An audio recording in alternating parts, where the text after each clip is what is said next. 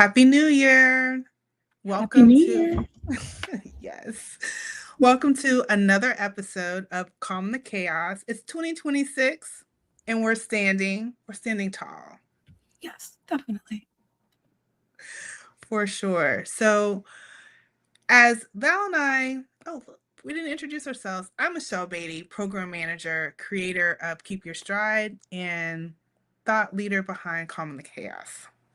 And I'm Valerie Carmel, licensed therapist and co host for Calm in the Chaos.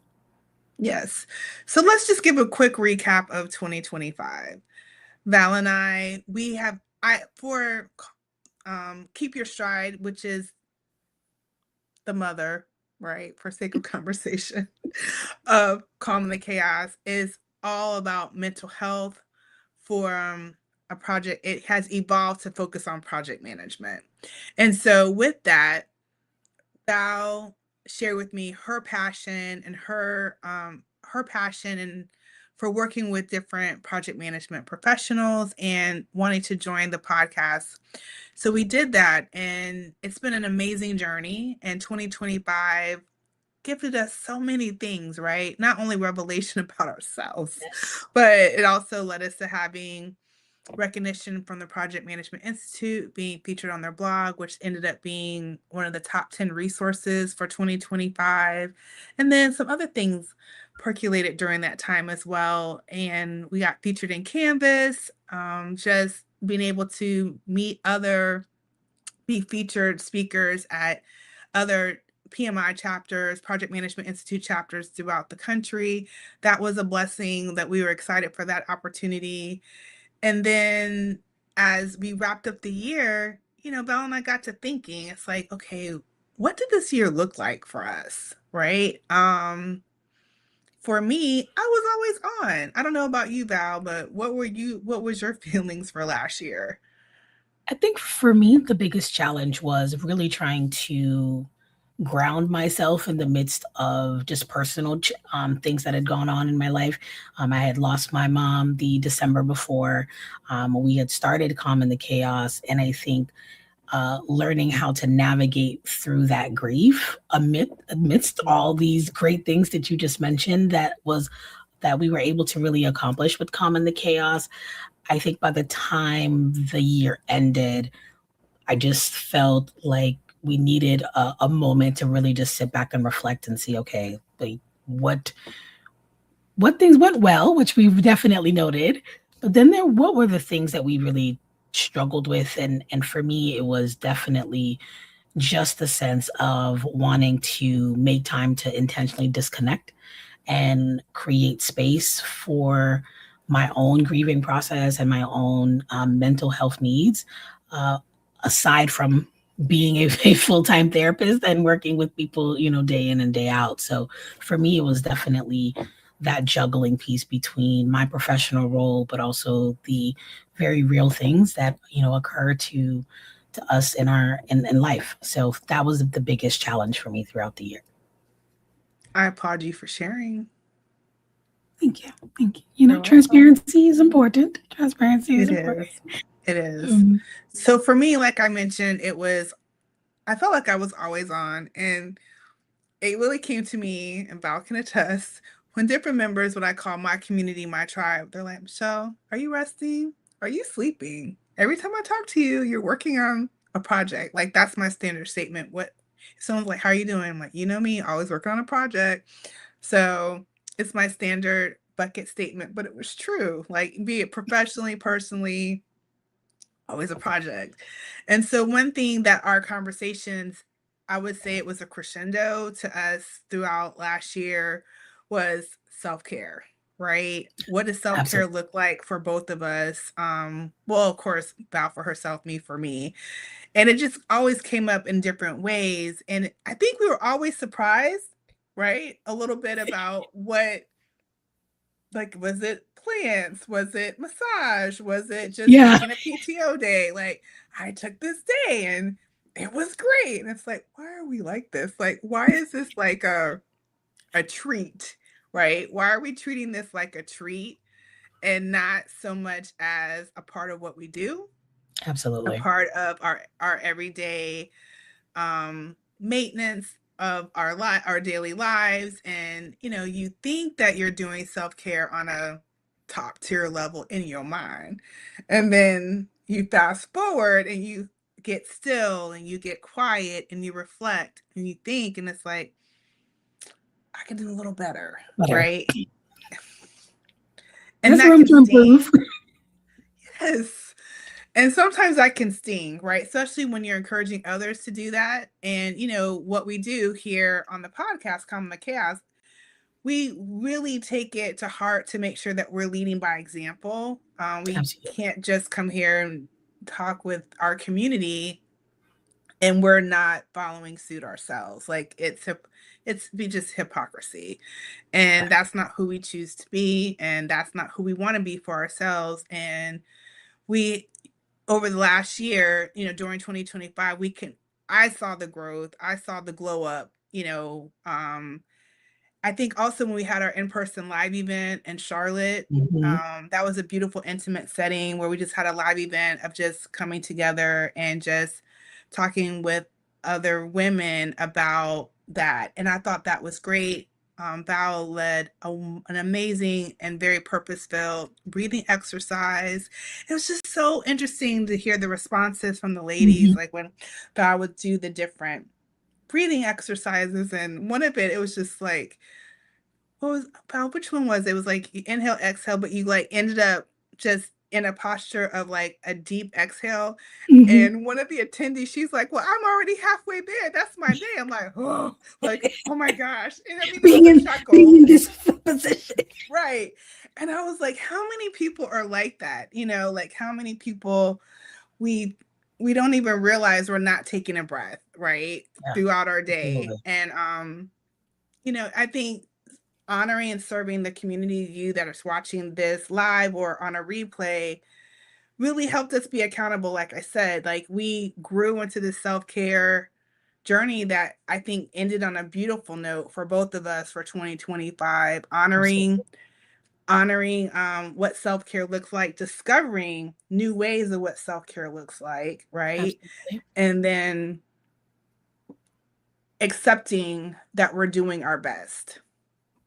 Val. That's always important. That's always important. And I think ultimately through this kind of experience of 2025 and us taking that time out during the break and holiday to individually kind of rest and reflect, and then also coming back corporately for us to reflect in terms of what we wanted to do with Calm in the Chaos, I think we realized an aha moment of what we recognize we need and also what we think the community we serve also needs. And ultimately we came up with the concept of the art of done. So Michele, do you want to kind of go into it a little bit more? Because I think that that's going to be such a great opportunity for people to really resonate from both a project management aspect, and then I can, throw in from the neuroscience, mental health side of things. Yeah, that's great. So the art of done is something that it is a commitment that we are championing throughout 2026 and beyond. But we're starting this year, we're starting the year off with that. If you follow us on social media, you might have seen a few posts that we put out about the art of done, just bringing awareness, right, to what does that mean. So it is a framework we are building for project management professionals who, like me, need to learn how to transition out of execution mode into real rest. So, what does that mean? I'm not saying we're not following the task. I'm not saying that we're not lowering standards. We're not redefining our mode of excellence, and I'm not saying we're not caring less. But we are saying you're going to be intentional. We're asking for anyone who this resonates with to intentionally signal that their day's work is complete and it's safe to step away. So we're championing how to transition from actively engaged to rest and recovery into hashtag own the sign off. So we believe that high performance isn't just about how you start the day, it's also about how you signal to your brain it's safe to finish it.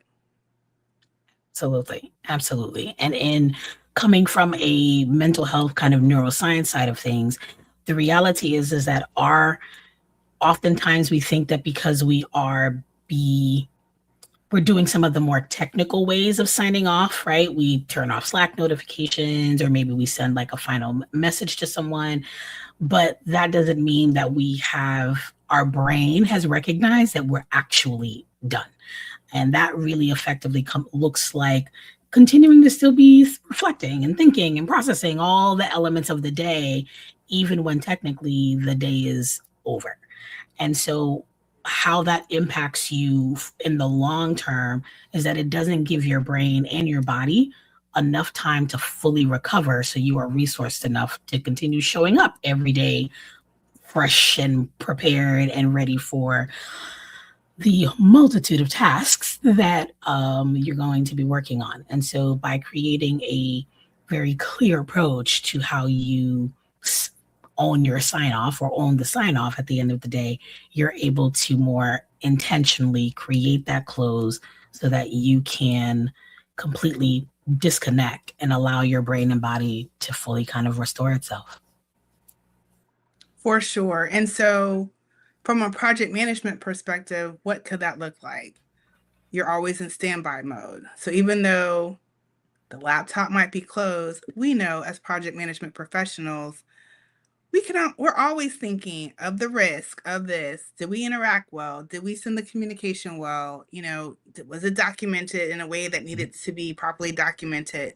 So what does it look like to really disconnect and help yourself intentionally understand what that means? Not because you don't love your work, but you never truly sign off from it. And so we want to share suggestions on ways to do that for you to consider doing that and join the conversation. Let us know, what does that look like for you? I know we've had a few comments where people have said this really resonates with me.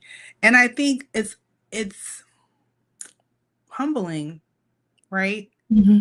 I find it to be humbling. Even when we were discussing this, we found it to be humbling, because you take pride in your work, and if you're if you don't position yourself to rest, what does that look like? What has that been looking like right now, and how can that improve? And so, for all the rock stars out there, that means take a step back. And you might not want to do that, but Mm-hmm. you need to. You're so worthy of your time for yourself and your peace. You can do both. And you probably know that, but we just want to tell you. But I think it's important to kind of reinforce the message, right? Because I think when you are really driven and have a passion for what you do, it shows in the level of your work ethic, right? And I think part of what society, corporate America, whoever you want to kind of give that mantle to or give that responsibility to, has effectively kind of demonstrated that being on, in a lot of ways, has been effective, right? It's allowed you to get to where you are from, whatever that level of professional standpoint is, regardless of what that your reputation may have been. All of those things have come from ultimately showing up consistently and being readily available. And we're not we are not requesting or encouraging people to feel like that means that you've done something wrong, or that you need to completely change the way that you show up for your career at all. I think most importantly, it's about being able to titrate and recalibrate what that looks like in whatever current season of life that you're in. My bandwidth during the grieving process was very different than it was the year before. And it's also very different now. I have a child who's about to graduate high school. That is taking up a lot of mental energy for me. And I have had to make adjustments in the way that the done process looks for me. And I think it's important for people to really just be reminded that it's okay to make those adjustments at any point in time based off of what you need in your current life, whether that's for your family, yourself, as well as your body. High performance is not defined by how early you start your day or how much you carry. It is also curated by how intentionally you end your day. Without a clear close, your mind may never truly reset, and recovery never fully begins because until you learn how to close, recovery never fully begins. So, learning how to sign off changed how I personally recover and how I lead. And the beauty of it is come from the work we've done here on Calm and the Chaos, which I think is so amazing. It's effectively the additional effort and work and passion in creating Calm in the Chaos allowed us to also be able to effectively really see our own areas of challenge. And I think that that is such a beautiful way of just giving back to the community who has been supporting us by us being so transparent and sharing like this is also an area that we recognize we are struggling with and have struggled with, and want to invite everyone else who this resonates with to join our efforts and really be intentional about the way that we want to move forward in 2026 when it comes to our own professional goals and performance. So I really find that to be such a very full circle moment for us in this experience. For sure. So here's an anchor statement, Val, and let's noodle this. If your workday feels like it follows you, even after you log off, it's not a failure of discipline. It's a predictable nervous system response to how modern work is structured. Absolutely. Absolutely. Because for one, if we're looking at it from the standpoint of how the brain learns, our brains are constantly taking in information, and over time it wants to get to this place known as automaticity. It's kind of like the way that sometimes you might, the route you take to drive to Trader Joe's, like you don't really have to think about it. You kind of just know, make this turn, make that turn. And sometimes you ever get there and you're like, oh, I didn't realize I was here already. That's the experience of automaticity kind of showing up. And when you've kind of been in a chronic state of frequently being on all the time, that is what your brain now makes automatic. It has this ongoing expectation and belief and pattern behavior response that yes, even though we're physically done working because of the time it is on the clock, the body isn't following what's on the clock. The body is following the brain's repetitive kind of expectation and driving that. So if you have not consistently demonstrated how to end your day very clear so the brain is able to recognize that this timing is done or this work is officially done, it's going to keep being on. And I think recognizing and better understanding the way that our brain works allows us to be a lot more intentional in the ways that we show up for ourselves. And now that we have more information, I think that's superb. so we have to retrain our brains to just do it differently. The benefit of that is that the learning that we did to begin with wasn't necessarily intentional. It was very kind of passive. It was just, this is the way that we entered into our careers. This is the way we entered into the field. And a lot of that environment and structure was already in place. And so the brain does what it always does, which is it adapts. As it adapts and it's effective, well, it just wants to put it on repeat until eventually at some point it no longer works the way that it used to. And now we have to become a little bit more intentional about understanding why it's no longer working and what those strategies need to be in order to kind of shift away from that and create a new pattern that is actually more beneficial, or at least aligns better with the current season that you're in right now. For sure. And like one thing I just want to give an example of reference for my fellow project management professionals. We navigate a lot. We juggle a lot. I'm working to get away from saying multitasking and use juggling instead of multitasking because there's a lot of power and intentionality by focusing on one task at a time. Mm-hmm. So, and I know that's a conversation for another episode, but some people like they pride themselves on being a multitasker. And some people are learning to pride themselves on being intentional with completing one task, dedicated time on that task, pivoting and going to another task, dedicated time on that task, versus doing everything simultaneously, looking like, like the cartoon, the arms are going all the different places. Yes. So I want to say juggling versus multitasking based on that, because one thing about it, our brains can be oriented to identify that as anticipation of, oh my gosh, did I do this?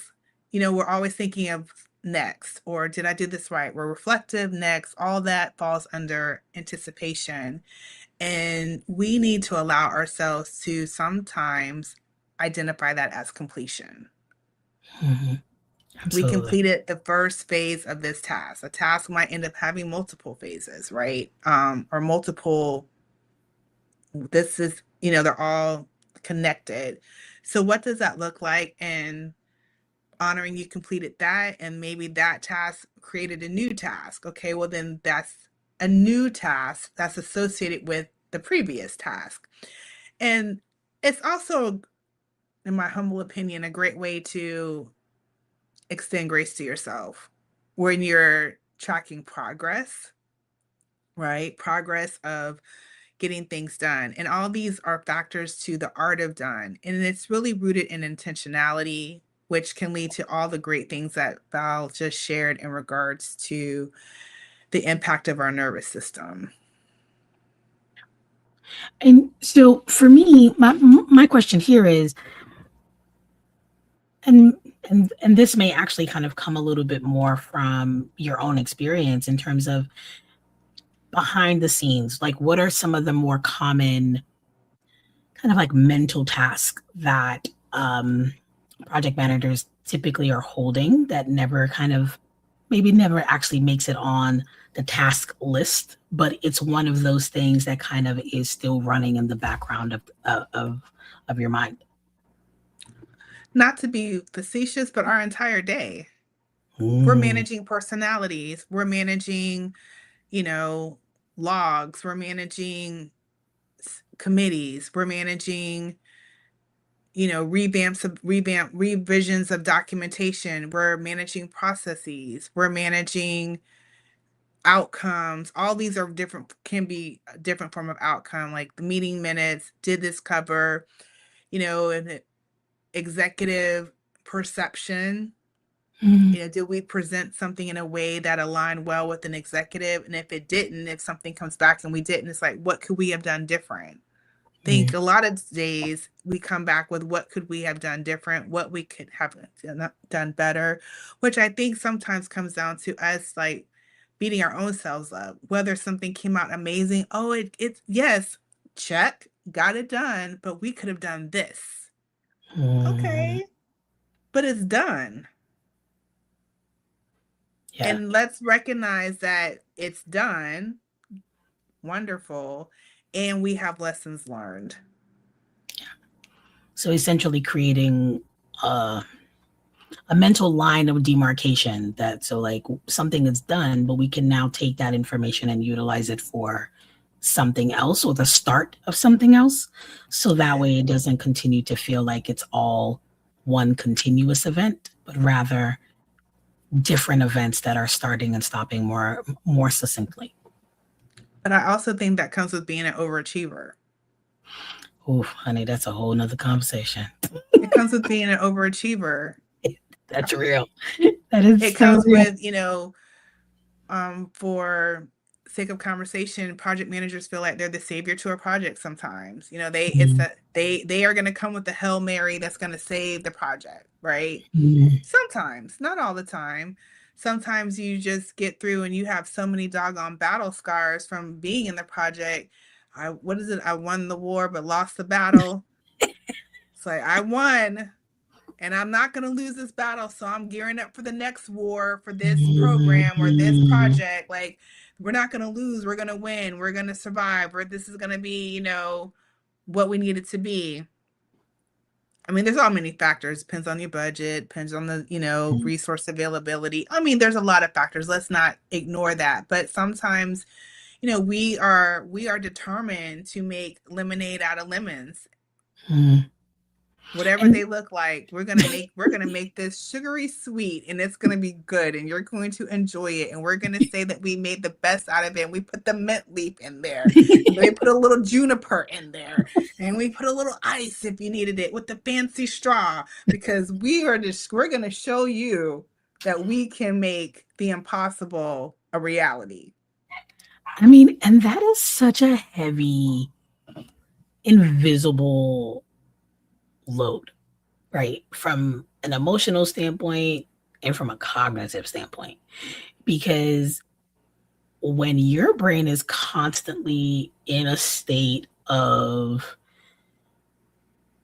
searching out challenges in anticipation, right? A certain level of hypervigilance of trying to be effective and be ahead of potential issues and trying to always anticipate or prepare for potential issues. I mean, that creates a lot of cognitive strain. Like the part of your brain that handles that in terms of like um, problem solving, creativity, trying to be innovative and create in developing solutions, your prefrontal cortex handles all of that, you know, cognitive processing work. But it's not, you know, like it's not something that just runs on autopilot all the time. Like anything else in life needs periods of downtime, needs periods of downtime to both recover, both to like reintegrate some things, right? Because Mm-hmm. honestly, that's why sleep is so important. Sleep is the period of time when not just our body is able to rest, but our brain is able to do a lot of the internal work of repairing information, things related to learning integration. That happens while you're sleeping. So if you're learning something and studying things, you know, for the project managers who are maybe studying for, you know, their certification exams, you have to sleep because that studying piece, all the things that you're learning at, you know, from whether that's on the job or in a book, your brain needs time to integrate all of that into your working knowledge. And that happens when you're sleeping. So things that are, again, very, very basic related to like sleep and nutrition and just movement. But those are I really harp on them because they are the absolute trifecta of the best foundation in order to consistently be able to show up and do what you do well. Um, Mm-hmm.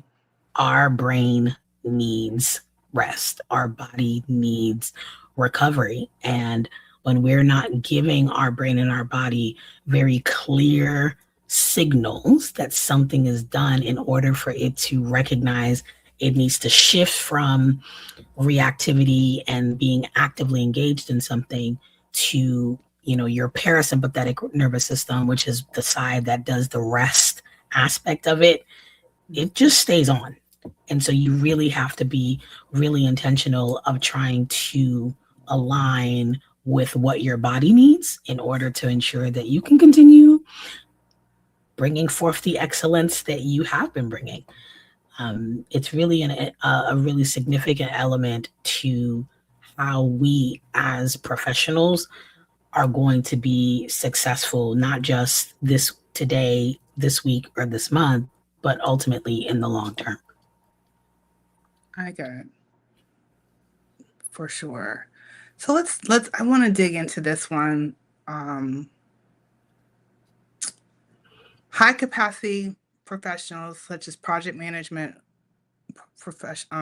management professionals We often associate staying mentally available with being responsible or effective, Hmm, that's right? real. So, leadership and performance culture frequently rewards responsiveness over restoration. So, what does And that look like? That looks like always in the Slack, always in Teams. Someone pings you, I'm on it. It's like, okay, can that be a timed response? Can you that's respond during certain hours of the day? I mean, listen, I know people talk about it and they say it, but how many of us actually do it? So I don't feel this is a revelation statement like, guess what? This is what we should do. Like, this is no, it's not. But I'm asking how many of us actually do it? and to be fair, I think a lot of people don't for the reasons that you've already mentioned, right? There's a reward that comes with being always available. There's a reward that comes with always being on. Um, and I think until we very intentionally look at our own, not just the reward of it, but also what's the cost, right? I think that the reward sometimes can really outshine the cost. And that's because oftentimes that reward is more, usually comes sooner than the cost, because the cost is incremental. Right? It isn't the first time that you answer, a Slack message at 8 p.m. that automatically means you have, derailed your night, right? It's not that one time. But again, because the brain is always learning, the more you do it, the more you're reinforcing it. And the more you're reinforcing it, the less your brain actually begins to pay attention to when you're doing it. So now I call it, actually, I kind of refer to like going nose blind, like the Febreze commercials. When a smell is there for so long, you kind of don't even notice it anymore. The same happens with our own behaviors. You do something so long that over time you don't even realize that you're actively doing it. So because the brain isn't paying attention to the time, all the times that you are answering the Slack messages, you're actually, the cost of you doing it is gradually accumulating, so that by the time you do get to the place that you're like, oh my gosh, I'm so over this. If I hear this ping one more time, you're ready to snap. And it's not because it's just the one ping. It is the multitude, long-term accumulation of all of those efforts kind of coming to a head. Yeah, for sure. We definitely internalize availability as a proxy for value, Absolutely. right? So, despite there's evidence, it does come down to like you said, the long-term effect, the chronic availability can reduce our long-term effectiveness. Yeah. It's not the first time, that you kind of do it that it all derails. And I think that in and of itself is an important thing to recognize, because sometimes we're thinking, well, I'm fine right now. Yes, maybe you are. But that doesn't necessarily, but what does that look like a month from now, 3 months from now? If you stayed doing everything that you're doing as is right now, would it still be effective for you 6 months from now? Would it still be effective a year from now?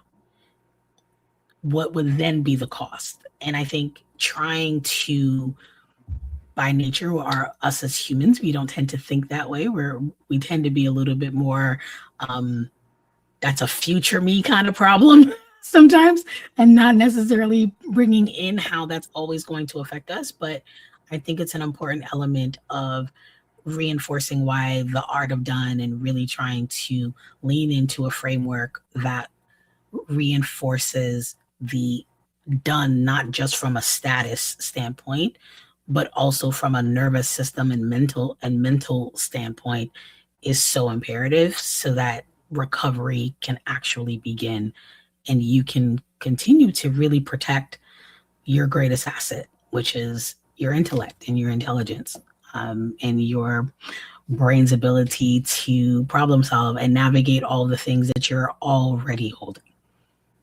For sure. So let's talk about this when it comes to systems, fusing system, focusing on systems and not shortcomings.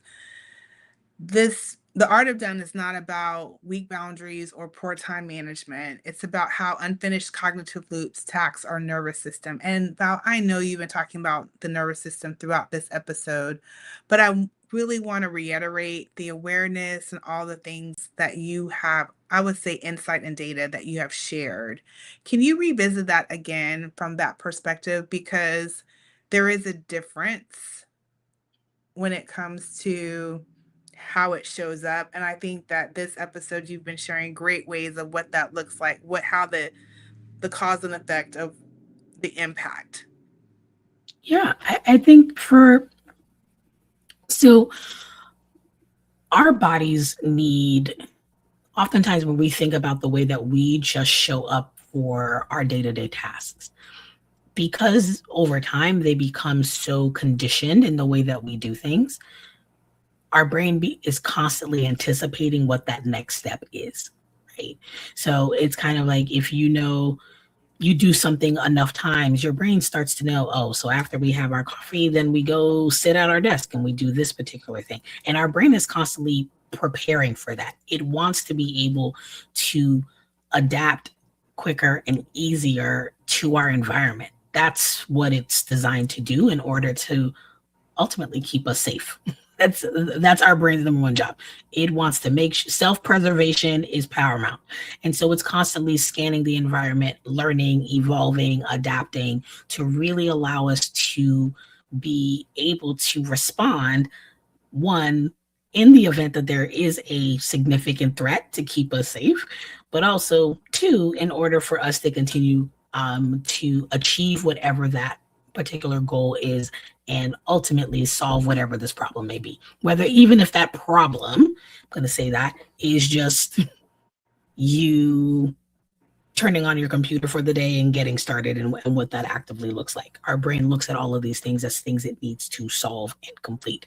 And so when we are not very aware of the way that that sense of work shows up in our bodies, we don't recognize all the additional elements that we may need to adapt and adjust in order for our bodies to be fully aligned to what it feels like when we're off.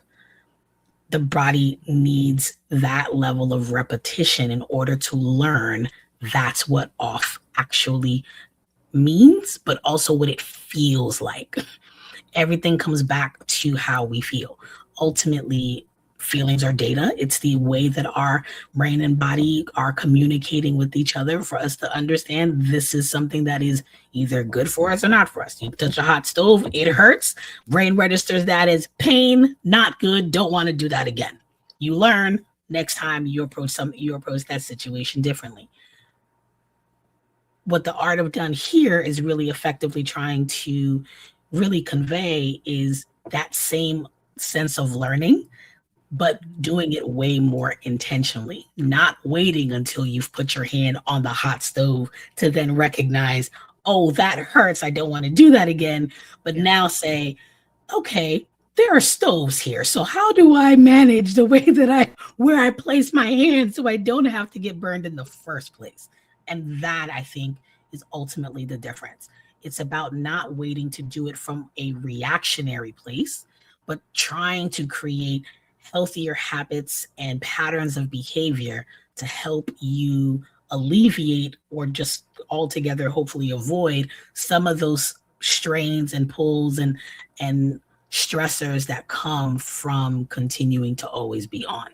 It's about trying to be way more proactive than reactive to the way that we work and the way that we show up for ourselves.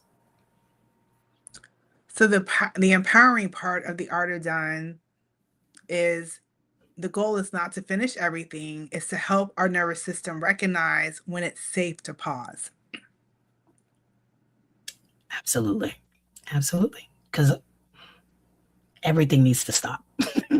Right? Like, there's nothing that runs continuously all the time. Everything has downtimes. Your phone, websites, if technical things have them, living things, trees, bears hibernate, right? Like living things also need the same experience. And that For is sure. where the art of done really kind of ties all of that in.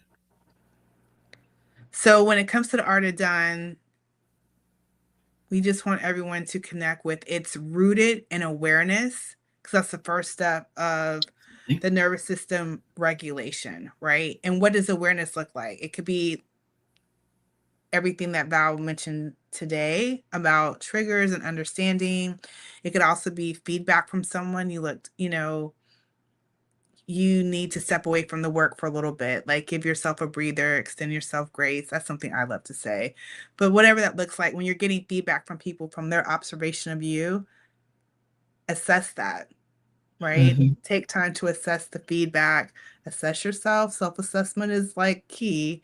Um, because self-observation without judgment increases behavior, flexibility, and choice. Absolutely. So that's why I'm like, give yourself grace and not be so hard on yourself. And this is a little bit of the pot calling the kettle black, right? Like I myself can really pin myself to something that's like, Michele, give it a minute. So it's a theme. And we're going to, in every episode this year, we're going to address different aspects of art of done and what that looks like. What are subtle signs that, more subtle signs that we can be aware of in our body? It's still operating when work mode after the day ends. What does that look like? We want to minimize the incomplete stress cycle activation, right? We want to encourage people to transition into something that's safer for them because 2026 is going to be a year of goodness and it's going to be a year of creating value and it's going to be a year of more self-awareness and it's going to be another year of getting used to AI and what does that look like? Like 2025 is going to continue on, but we're also heightening value, heightening what that looks like, excellence for ourselves. But that part of that includes our self-care and how do we refuel our psyches, how we refuel and recharge our body to keep up the pace, to keep our stride, right? So to keep your stride, to keep our stride. So Val, as we prepare to sign off, what would you like to share? I really want people to really kind of sit with themselves and really just do in the for the sake of awareness, right? Take some time over the next week or two and just pay attention to how much you think about work when you're technically not at work. And if you can recognize a pretty high frequency of still being, you know, reacting to things that are very much work related, like pings or calls or like certain things, I want you to just notice that. Don't make any changes. Change comes later, but we have to start with paying at least attention to how is this actively impacting us? Because without that first step of awareness, you can't acknowledge the very thing. You can't address something that you can't acknowledge. And so taking that first step to pay attention to how still being on is impacting you is really going to be the first step in taking and beginning to make some of those changes later on in the year. How about you? My thoughts, I just want to encourage my fellow project management professionals to really focus on self-assessing what is what is happening the end of the day for them and where can the pause be. Identify the current existing pauses of what that looks like and then what one new pause can be. Just one. Slow This and is steady. not this is a marathon. This is not a sprint. This is a journey. It's a marathon. Journey, marathon. I believe they're siblings, right? It's It's going to take a little time. So it's going to take some time. So what does that look like? And go from there. For me, one thing I'm paying attention to is when Slack, Teams, whichever, goes off, because I work with different time zones. Am I going to allow myself not to check it after hours? And after your hours, not their hours. That's right. Oh, that's going to be good. Dun, dun, dun. We'll see what happens. Listen, well, thank you everyone for joining us for our first episode of Calm the Chaos of 2026. Welcome to the Art of Done. We so look forward to you guys being a part of this conversation. And please let us know if this sense of constantly feeling like your workday never ends resonates. Please let us know. We'd love to hear more about how this is maybe showing up for you. And be sure to add any questions or comments for us to respond to and provide you guys with more feedback. For sure. Thanks for joining us, and look for the replays via clips, and you can catch the replay on your favorite platform, and keep in touch with us and look out for all the things that we have coming, because we have some gems coming your way. Enjoy the rest of your month, and again, Happy New Year, and we're rooting for you, and remember to keep your stride. Thank you. Bye.